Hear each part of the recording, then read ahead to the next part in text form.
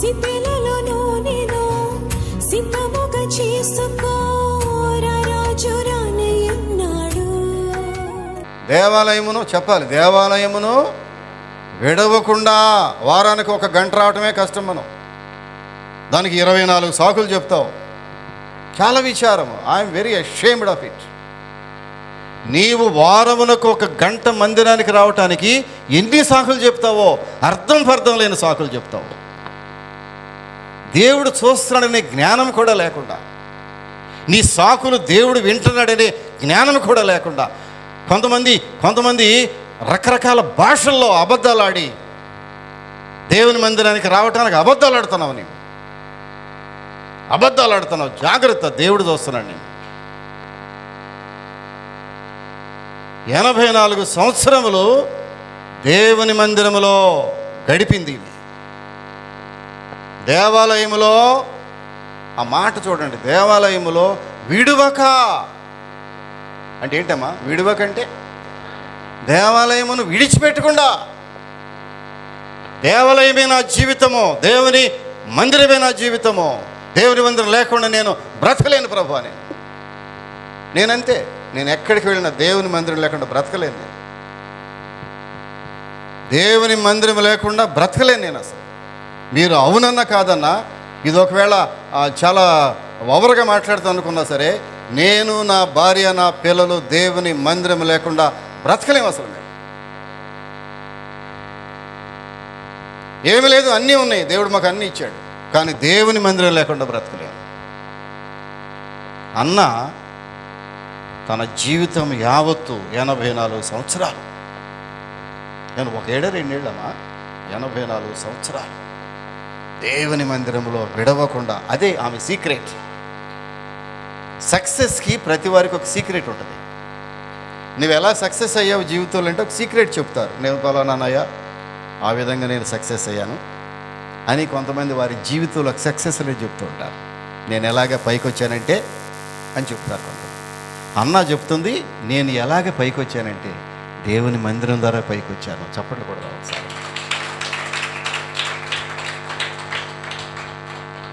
దేవుని మందిరమును చులకనగా చూసేటటువంటి దేవుని బిడ్డలారా,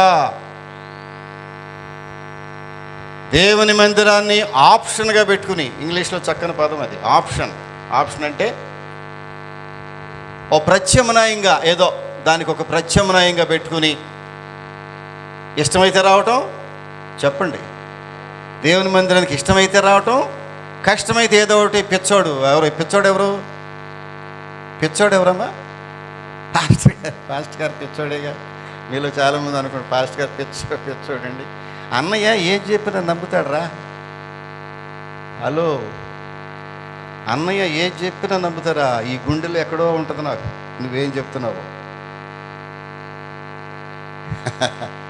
అమ్మా, నువ్వేం చెప్తున్నావు ఈ గుండెల్లో నాకు. నేను చదువుకున్నా ఉండేగామా, మరి మీ అంత జ్ఞానం లేకపోయినా చదువుకున్నా ఉండే పిల్లడే కదా. నువ్వేం చెప్తున్నావో చెప్పు. నువ్వేం చెప్తున్నావో దైవజనుడిగా నాకు బాగా తెలుసు. కొంతమంది దేవుని మందిరానికి ప్యాషన్గా వస్తున్నారు.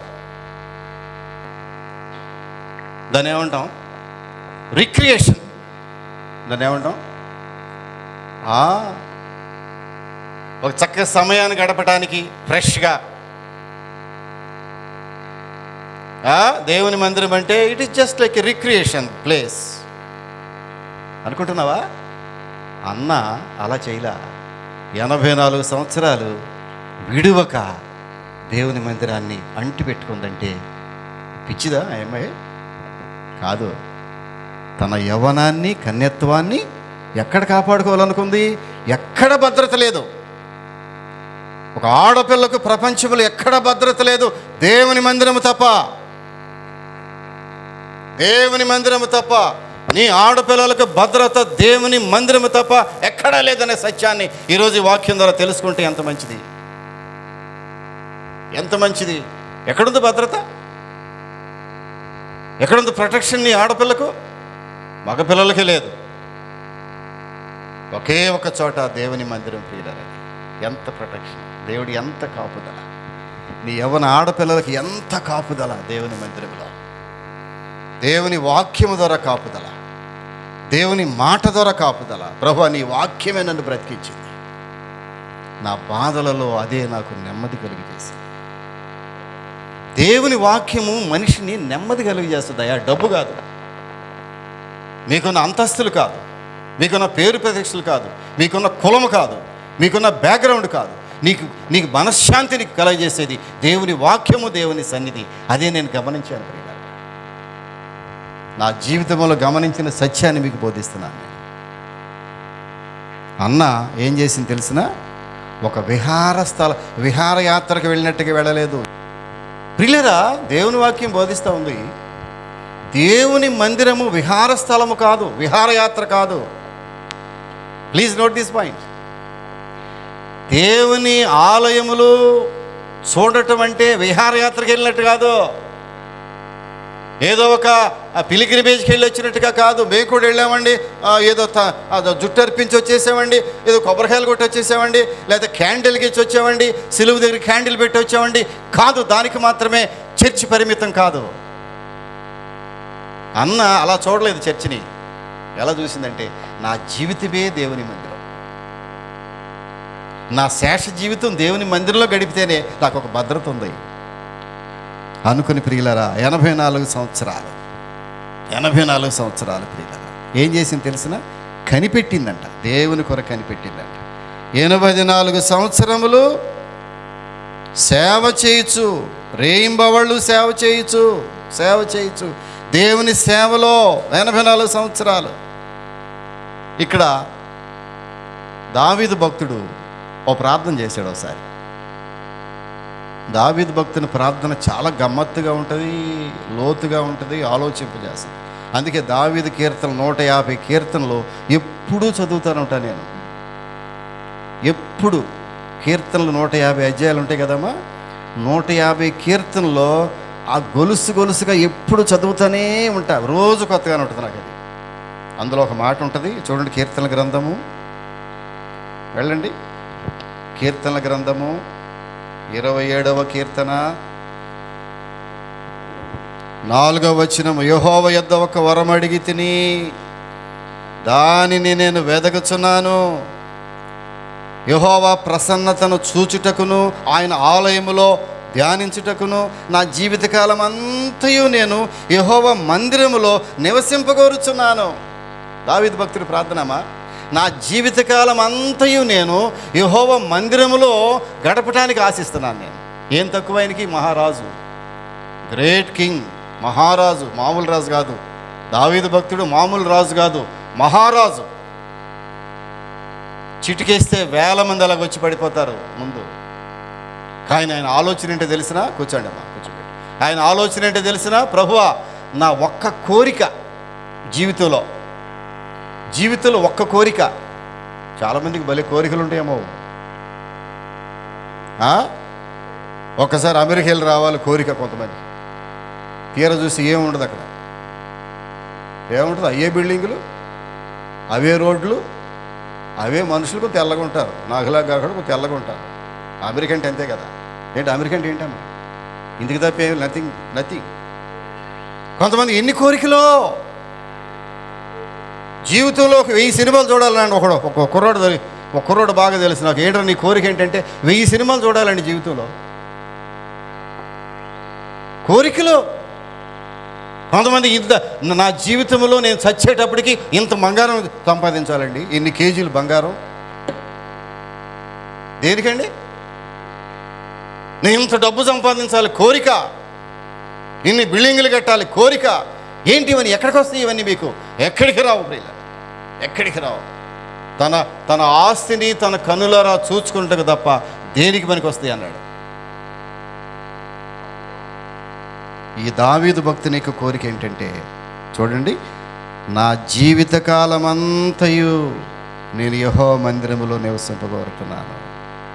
ప్రియులరా, ఈనాడు అనేకులు దేవుని మందిరములో ఆధిక్యతల కొరకు వస్తున్నారు, ఆశీర్వాదాల కొరకు వస్తున్నారు, వివాహాల కొరకు వస్తున్నారు, చదువుల కొరకు వస్తున్నారు, ఉద్యోగాల కొరకు వస్తున్నారు, ఆస్తులు సంపాదించడానికి వస్తున్నారు.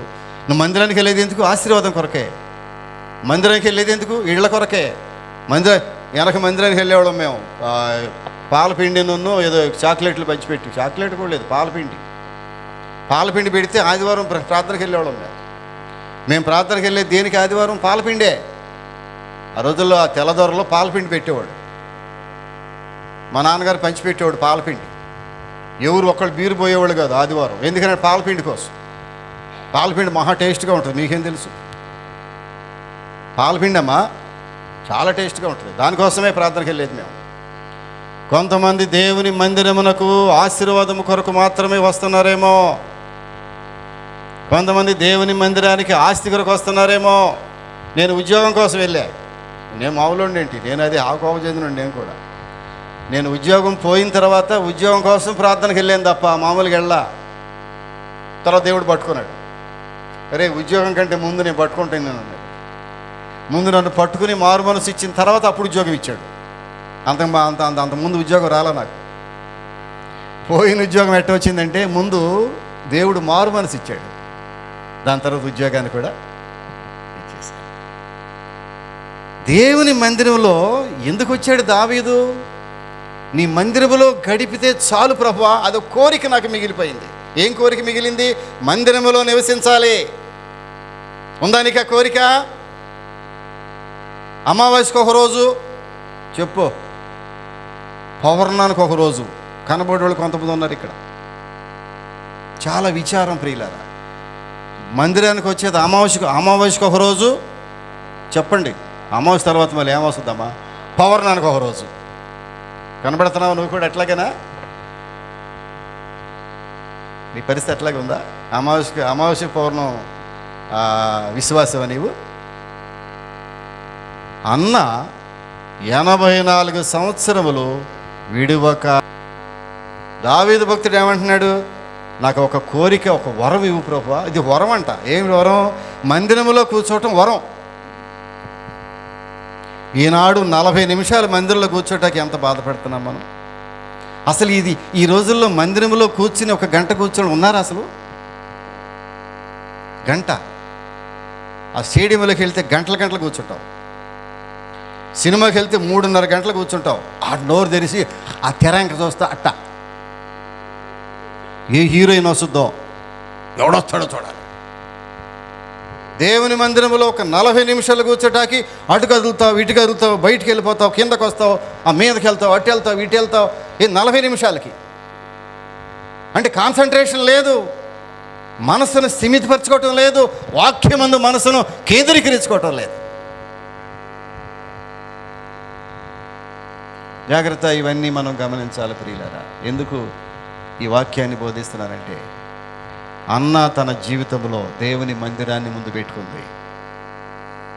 దేవుని మందిరానికి ప్రాముఖ్యత ఇచ్చింది. దేవుని మందిరంలో ఉన్న ఆశీర్వాదాలు ఏంటో గ్రహించింది. దేవుని మందిరంలో ఉన్నటువంటి ప్రొటెక్షన్ ఏంటది భద్రత ఏంటో గ్రహించింది. ఈ భద్రత ప్రపంచం నాకు ఇవ్వలేదనుకుంది. ప్రభువా నీ మందిరమే నాకు చాలు. ఈ యవన ప్రాయంలో భర్తను పోగొట్టుకుని ఒంటరి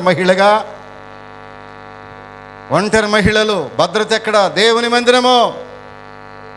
ఇదిగో ఇక్కడ ఈమె ఏం చేసిందంటే రేయింబగళ్ళు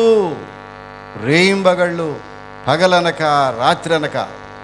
ఈ మధ్యకాలంలో సీనియర్స్ అయినటువంటి మన విశ్వాసులకు తెలుసు, మెర్సీ ప్రార్థన మందిరంలో రేయింబగళ్ళు ప్రార్థన చేశాం. మనం రేయింబగళ్ళు ప్రార్థన చేశాం.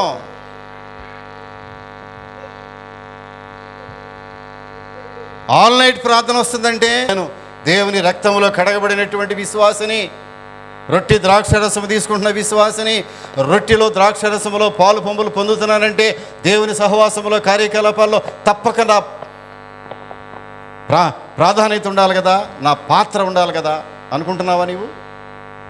అనుకోవట్లేదు ప్రియులారా. నీ ఇష్టానుసారముగా అయితే అటు లేకపోతే ఇటు. ఏంటది? అయితే అటు లేకపోతే ఇటు, అయితే అటు లేకపోతే ఇటు. ఇదా దేవుని మందిరం అంటే? అన్నం చూడండి ఒకసారి. ఆమె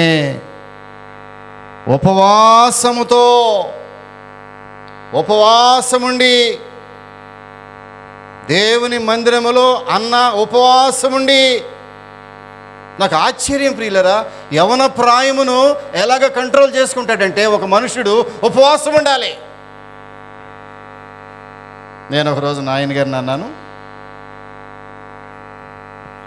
అయ్యగారిని, పాస్టర్ గారిని, సూరయ్య నాయన గారిని అన్నాను, అయ్యా నాయన నాకు తలంపుల మీద కంట్రోల్ ఉండలేదు అన్నా.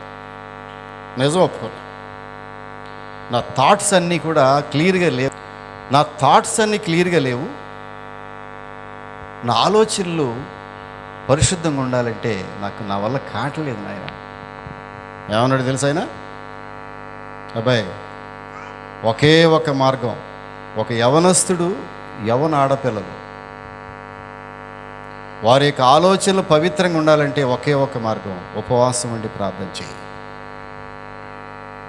ఉపవాసం ఉండటం వల్ల ఏమవుద్దంటే శరీరముని బలహీనపరచుకుంటాం మనం. శరీరం ఎప్పుడైతే బలహీనపడిందో ఆత్మ బలపడుద్ది. శరీరాన్ని పెంచుకుంటూ పోతే బాగా పహిల్మన్లాగా బాగా పెంచండి శరీరాన్ని, ఆత్మ బలహీనపడిపోద్ది. నువ్వు ప్రార్థన చేయలేవు. తద్వారా ఆ తలంపులన్నీ కూడా పాడైపోతాయి, తలంపులు ఖరాబ్ అయిపోతాయి. మళ్ళీ ఎప్పుడు నీ తలంపులు పరిశుద్ధపరచబడతాయి అంటే ఉపవాసం ఉండి ప్రార్థన చేయటం వల్ల.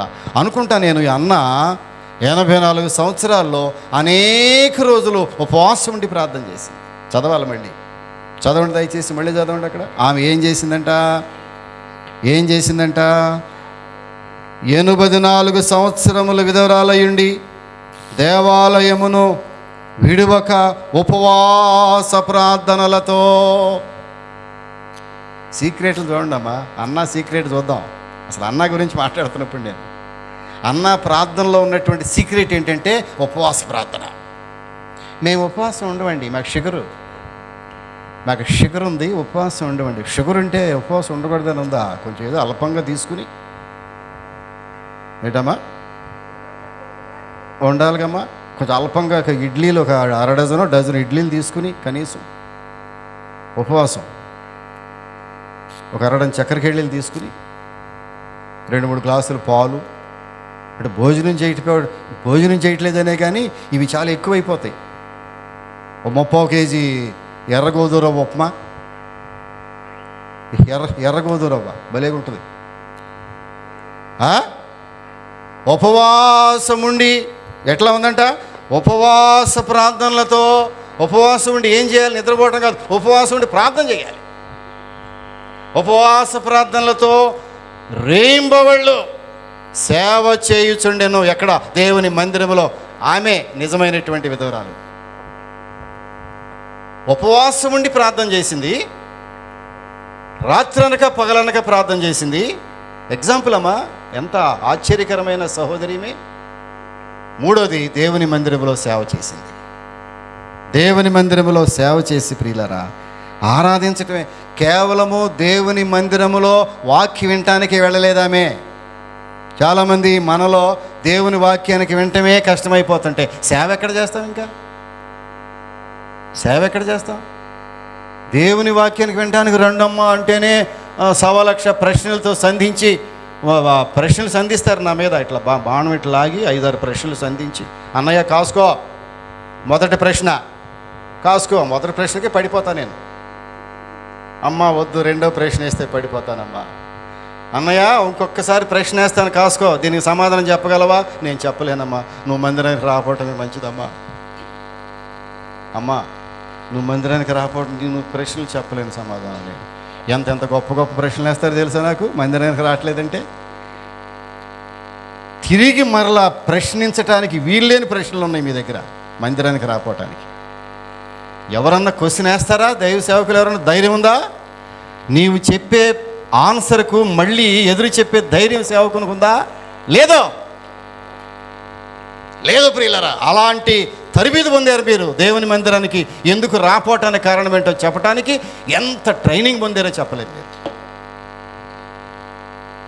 విచారపడి దేవుని దుఃఖపడండి.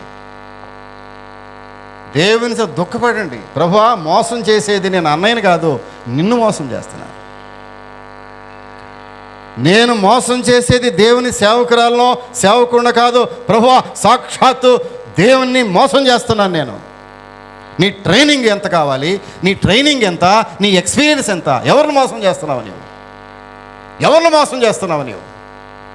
నీ కొరకు రక్తము చిందించి, నీ కొరకు ప్రాణం పెట్టి, ఆయన ప్రాణమనే నీ ప్రాణం అనుకుని, ఆయన జీవితమే నీ జీవితం అనుకొని, నీ మరణమును ఆయన పొంది ఆయన జీవము నీకు ఇచ్చినటువంటి యేసు ప్రభుని మోసం చేస్తున్నావు నీవు. మోసం చేస్తున్నావు నీవు. ఏలో ఇంటికి వెళ్ళి ప్రార్థన చేయి, ప్రభువా అన్న ఏంటి బాకీ చెప్పాడు. అన్న ఎవరు? 84 సంవత్సరాలు విధవరాలుగా, యవన ప్రాయములో విధవరాలుగా, కేవలం 7 సంవత్సరములు భర్తతో సంసారం చేసి తన యవన ప్రాయమును పరిశుద్ధముగా కాపాడుకోవటానికి ఏ ప్లేస్ని వాడుకుందంటే దేవుని మందిరాన్ని వాడుకుంది. రేయింబవళ్ళు కోజాడి ప్రార్థన చేసింది. దేవుని కొరకు మెస్సయ్య కొరకు కనిపెట్టింది. మెస్సయ్య కొరకు కనిపెట్టిన స్త్రీలలో ప్రాముఖ్యమైన స్త్రీ అన్న ఆషేరు గోత్రీకురాలు. ఎంత గొప్ప కుటుంబంలో జన్మించిందో ఈమె. ప్రియులరా, ముగిస్తున్నాను నేను. ఆమె మొరపెట్టడమే కాదు, దేవుని సేవ చేసింది. దేవుని మందిరంలో ఖాళీగా లేదామె. 84 సంవత్సరాలు ఖాళీగా ఆ టైం పాస్ చేసి పాస్టర్ గారు పెట్టేటటువంటిది ఏదన్నా ఉంటే ఆ మందిరాన్ని ఒకవేళ ఏదైనా ఆహారం పెడితే పోషించబడి అట్లా ఉండటానికి కాదామన్నది అక్కడ మందిరంలో ఒక పర్పస్ఫుల్గా, ఒక ప్రత్యేకించబడిన వ్యక్తిగా ఏం చేసింది మందిరములు అంటే దేవుని సేవ చేసింది. దేవుని సేవ చేసిందంటే ఏం చేసింది అనుకుంటున్నారా? మళ్ళీ ప్రశ్న. మీ ముఖాలు చూస్తుంటే మళ్ళీ ప్రశ్నే కనపడుతుంది నాకు. రండి బైబిల్లోకి రండి. ఏం సేవ చేసింది అనుకుంటున్నారమ్మా? ఆమె ఏం చేసిందంటే ఆ గడియలోనే లోపలికి వచ్చి దేవుని కొనియాడి, ఆ పక్కది చాలా ఇంపార్టెంట్ చూడండి. యెరూషలేములో విమోచన కొరకు కనిపెట్టుచున్న వారందరితో ఆయనను గురించి మాట్లాడుచుండెను. ఆయనను గురించి మాట్లాడుచు, ఎవరి గురించి? రాబోవు మెస్సయ్య గురించి, బాలుడైన క్రీస్తుని గురించి వచ్చిన వారందరితో మాట్లాడుచుండెను. ఎక్కడ? మందిరంలో. అది దేవుని సేవ అంటే. చప్పట్లు కొట్టండి. ఎలాంటి గొప్ప సేవ చేసిందా మేమే విధవరాలు. ఎంత ఎగ్జాంపుల్కి తీసుకోవాలి మనం ఏమిని. దేవుని మందిరములో వ్యక్తిగత అంశములు దయచేసి రానివ్వద్దు. దేవుని మందిరం అనగా ఆరాధించే స్థలము, దేవుని మందిరం అనగా దేవుని పూజించే స్థలము, దేవుని మందిరం అనగా ప్రార్థించే స్థలము, దేవుని మందిరం అనగా దేవుణ్ణి ఆరాధించే స్థలము. వంటగదుల విషయాలు, పెళ్ళిళ్ళ పేరంటాల విషయాలు చెప్పండి, దేవుని సేవలకు చెప్పండి. మీలో మీరు ఊరికే శిష్యులాడితే చెవులు కొరికేసుకుని దొప్పలన్నీ కొరికి పారేస్తారు. ఎన్ని కొరికి పారేయటమే, కొరికేయటమే, చెవులు కొరికేయటమేనమ్మా. మందిరానికి వచ్చి చెవులు కొరికేసుకోవటమేనా? ఏం చేసింది ఈమె? ఆయనను గురించి మాట్లాడుచుండెను. 84 సంవత్సరాలు ఆమె తన ఇండివిజువల్ ప్రాబ్లమ్స్ని పక్కన పెట్టేసింది, వ్యక్తిగత సమస్యలు పక్కన పెట్టేసింది, కుటుంబ సమస్యలు పక్కన పెట్టేసింది, ఆమె వైదవ్యపు నిందలు పక్కన పెట్టేసింది, ఆమె అనారోగ్యాన్ని పక్కన పెట్టేసింది. దేవుని కొరకు మాట్లాడటం ప్రారంభించింది. వచ్చిన వారితో, ప్రతి ఒక్కరితో దేవుని గురించి మాట్లాడటం ప్రారంభించింది. ఏమైనా చదువుకుందా ఏమే? ఏం లేదు ఇక్కడ, అందులో లేదు. బీటెక్లు ఏం చదివిందా ఏమే? ఎంటెక్లు ఏమన్నా? ఏం చదవక్కర్లా. నీవు దేవుని గురించి మాట్లాడటానికి ఏమి చదవక్కర్లేదయ్యా. బాగా వినండి. దేవుని గురించి సజీవుడైనటువంటి దేవుడి గురించి మాట్లాడటానికి ఏం చదవాలి? ఏం ట్రైనింగ్ అవ్వాలి? ఏమక్కర్లే. నేనేం ట్రైనింగ్ అవ్వాలా. అదే డిగ్రీ. దేవుని పాదముల దగ్గర ట్రైనింగ్ ఉందే, అదే తరిపేది నీకు. దీనికంటే వాక్యం ఏం కావాలి నీకు? 1000 మందిలో, లక్షల మందిలో దేవుడు నేను వాడుకుంటాడు అన్నాడు నాయన నన్ను. ఈరోజు లక్షల మందిలో దేవుడు వాడుకుంటున్నాడు. ఇప్పుడు ఇలా ఎక్కడి నుంచి ట్రైనింగ్ ఇది? ప్రార్థన, దేవుని పాదములు. ప్రభువా నీ పాదములు నాకు చాలు.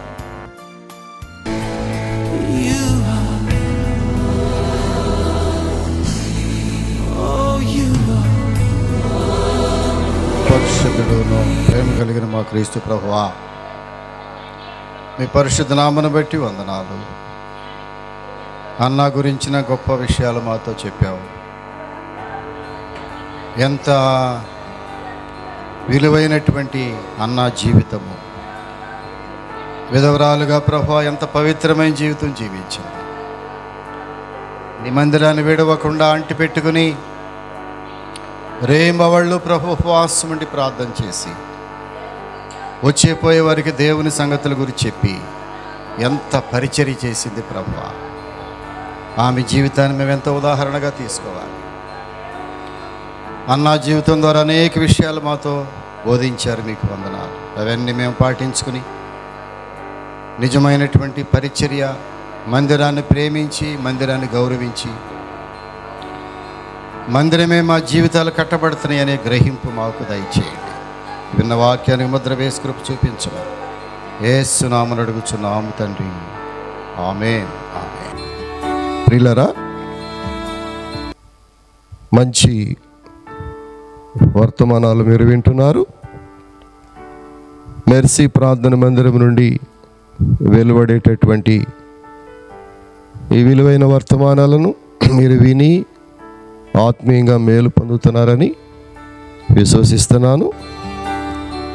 అనేకులు ఈ వర్తమానాలు విని ఫోన్ ద్వారా మాకు తెలియపరుస్తున్నారు. వారి ప్రార్థన అవసరతలు మాకు తెలియపరుస్తున్నారు. వారు ఆత్మీయంగా మేలు పొందుతున్న విధానాన్ని కూడా వారు ఫోన్ కాల్స్ ద్వారా నాతో నేరుగా మాట్లాడుతున్నారు. ప్రియులారా, మీలో ఎవరైనా మమ్మలను సంప్రదించాలని ఆశపడినట్లయితే మా అడ్రస్ ఒకసారి చెప్పడానికి ప్రయత్నం చేస్తున్నాను. మెర్సీ ప్రార్థన మందిరము, డోర్ నంబర్ 3-62/2 డ్రైవర్స్ నగర్, కొత్త బైపాస్ రోడ్, గుడివాడ. మా అడ్రస్ మరొకసారి,